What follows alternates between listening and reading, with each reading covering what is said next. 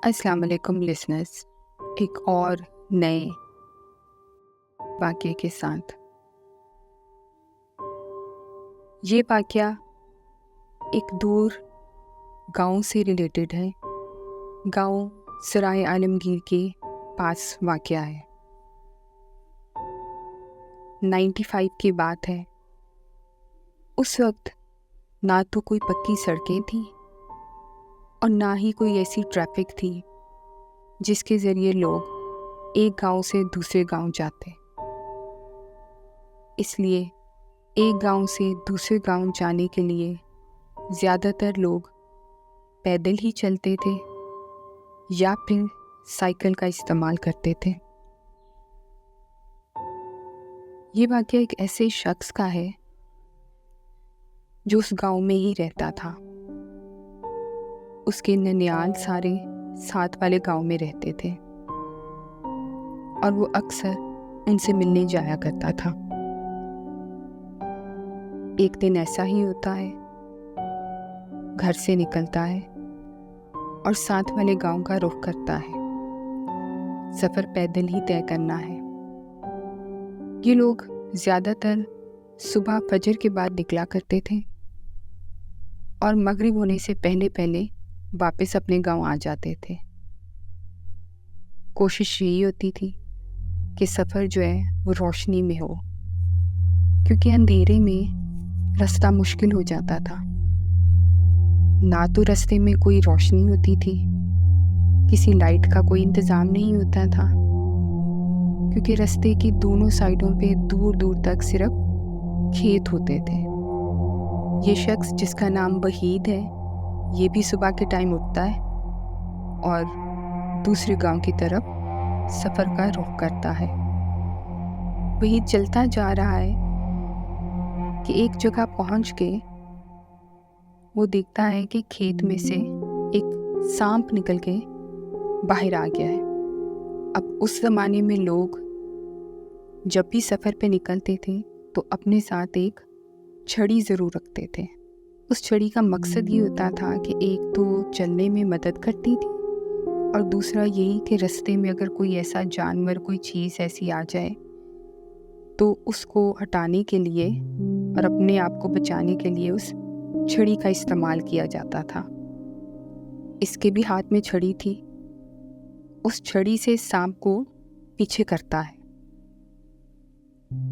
थोड़ा सा आगे जाता है तो वही सांप या उस जैसा एक और सांप फिर से निकल आता है। अब जब ये छड़ी ज़ोर से मारता है तो वो सांप को सर पे लगती है और सांप मारा जाता है। ये उसी छड़ी से उस सांप को खेतों के अंदर कर देता है और ख़ुद आगे चल पड़ता है। दूसरे गांव पहुंचता है, अपने रिश्तेदारों से मिलता है और फिर वापसी के लिए घर निकल पड़ता है। वापसी पे जब ये वहाँ से गुज़र रहा होता है, इसको सांप के फुंकारने की आवाज़ साफ सुनाई देती है। ऐसे वक्तों में ना तो किसी ट्रैफिक का शोर होता था और ना ही किसी और चीज़ का शोर। रास्ते में मुकम्मल सन्नाटा। ऐसे में आपको हल्की सी आवाज़ भी बिल्कुल साफ सुनाई देती है। ये उस आवाज़ से डर जाता है और तेज़ तेज़ चलना शुरू कर देता है। दिल में ख्याल आता है कि फिर कोई और सांप ना निकल आए। अपनी रफ्तार तेज़ करता है और वापस अपने गांव पहुंच जाता है। कुछ दिनों के बाद इसे फिर से साथ वाले गांव जाना पड़ता है। उसी तरह सुबह के टाइम निकलता है, टाइम पे दूसरे गांव पहुंच जाता है और दिल में सोचता है वापसी पे भी मैंने जल्दी निकलना है। ऐसा ही करता है। जब ये वापसी पे आ रहा होता है तो इसको फिर से उसी तरीके से सांप की आवाज़ महसूस होती है। थोड़ा सा आगे जाता है तो इसको आगे एक सांप नज़र आता है। उसको देख के डर जाता है और बहुत तेज़ भागता है। वापस घर पहुंचता है। घर वाले पूछते हैं क्या हुआ, इतना सांस क्यों चढ़ा हुआ है। इनको सारा वाकया बताता है, जिसमें वो कहते हैं कि तुम्हें सांप को मारना नहीं चाहिए था। अक्सर ये सांप जोड़े की शक्ल में होते हैं। अगर तुमने नर को मार दिया है तो हो सकता है वो मादा सांप हो जो अब उधर फिर रहा था, और अगर तुमने मादा को मार दिया है तो हो सकता है वो नर सांप हो जो उधर फिर रहा था। इसलिए आइंदा एहतियात करना। थोड़ी अरसे के बाद इसको दोबारा फिर साथ वाले गांव जाना पड़ता है। पिछली दफ़ा के सफ़र से डरा होता है, इसलिए सोचता है कि आज और जल्दी वापस निकलूँगा। लेकिन कुछ काम की नौयत ऐसी होती है कि निकलते निकलते लेट हो जाता है। वापसी का सफ़र पकड़ता है, तेज़ तेज़ चलता है, लेकिन फिर भी जब आधे रास्ते पहुंचता है तो अंधेरा होना शुरू हो जाता है। चलता जाता है, इतने में इसको दूर खेतों के सेंटर में आग जली हुई महसूस होती है। घबरा जाता है, सोचता है ये कौन सा वक्त है खेतों के सेंटर में आग जलाने का। जब उसकी सीध में पहुंचता है, एक दफ़ा उस आग की तरफ देखता है जो कि दूर से नज़र आ रही है, और एक दफ़ा अपने रास्ते की तरफ देखता है। सोचता है कि मैं रुकूंगा नहीं और मैं अपना सफ़र जारी रखूंगा। लेकिन फिर ख्याल आता है, पता नहीं कैसी आग है, कोई गलती से तो नहीं लग गई, किसी की फसल का नुकसान हो जाएगा, इसलिए जाके देखना चाहिए। हिम्मत करता है और आग की तरफ चल पड़ता है। जब आग के पास पहुंचता है तो देखता है सेंटर में आग है। लकड़ियों को खड़ा करके हाथ सेकने के लिए जैसे जलाते हैं, और उसके इर्द गिर्द 5-6 बच्चे दायरा बना के बैठे हुए हैं। बच्चों को देख के थोड़ा घबरा जाता है। बच्चों की उम्र छोटी छोटी सी है, 5-5, 6-6 साल के बच्चे हैं, और इंतहाई खूबसूरत बच्चे।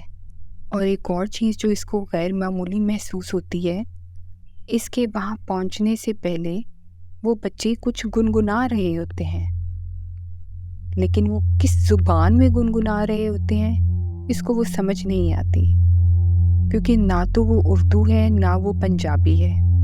और इसको देख के वो बच्चे गुनगुनाना रुक जाते हैं। ये उन बच्चों से पूछता है, इतनी रात को तुम लोग किसी बड़े की गैर मौजूदगी में यहाँ पे अकेले बैठे क्या कर रहे हो। वो सारे बच्चे जो एकदम खामोश होके इसकी तरफ देख रहे होते हैं, एकदम हंसना शुरू कर देते हैं और कहते हैं, हम अपने अब्बा का इंतज़ार कर रहे हैं। ये थोड़ा सोच में पड़ जाता है कि इतनी रात को इतनी वीराने में कौन सा बाप है जो अपने बच्चों को यहाँ छोड़ गया है, और ये इतने खूबसूरत बच्चे इन दोनों गांवों में से तो किसी के मालूम नहीं होते। ये सोच रहा होता है कि एक बच्चा बोलता है, आओ वही तुम भी बैठ जाओ। ये एकदम अपना नाम उस बच्चे के मुंह से सुन के घबरा जाता है।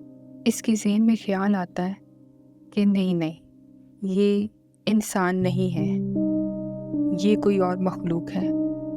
ये सोचता है कि एकदम पलट जाता है।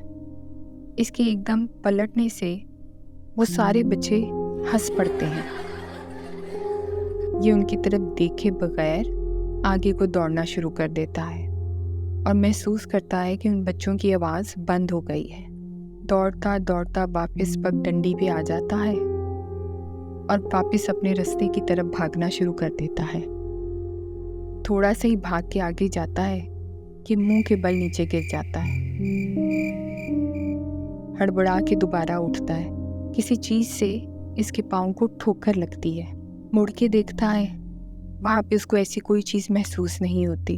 और जब सर ऊपर करके देखता है तो नज़र उन्हीं खेतों की तरफ पड़ती है, लेकिन अब वहाँ पे कोई रोशनी नहीं है। थोड़ा घबरा जाता है, सोचता है कि अब वापस जाके देखूं, और ना चाहते हुए भी वापस खेतों की तरफ चल पड़ता है। उसी जगह पे जब वापस पहुंचता है तो देखता है ना कोई आग है, ना कोई लकड़ियां हैं, ना कोई राख है, ना बच्चे हैं, और कोई ऐसा निशान नहीं है जिससे ये महसूस हो कि यहाँ पे अभी आग जल रही थी। मज़ीद डर जाता है, आयतल कुर्सी पढ़ता है और सीधा भागना शुरू कर देता है। फिर रास्ते में बिल्कुल नहीं रुकता, घर पहुँचता है। इतना सांस चढ़ा होता है कि कुछ बोला भी नहीं जाता।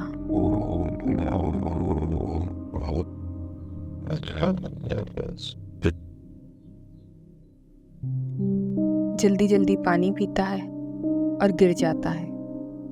घर वाले उठाते हैं, बिस्तर पे लटाते हैं। 2 दिन तो खूब बुखार चढ़ता है।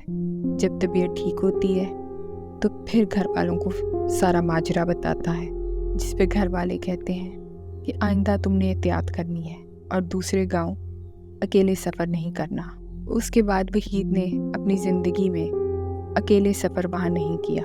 आज भी वो इस वाक़े को याद करता है तो उसको पसीना आ जाता है। समझ नहीं आई कि वो आग किसने जलाई थी और वो बच्चे कौन थे।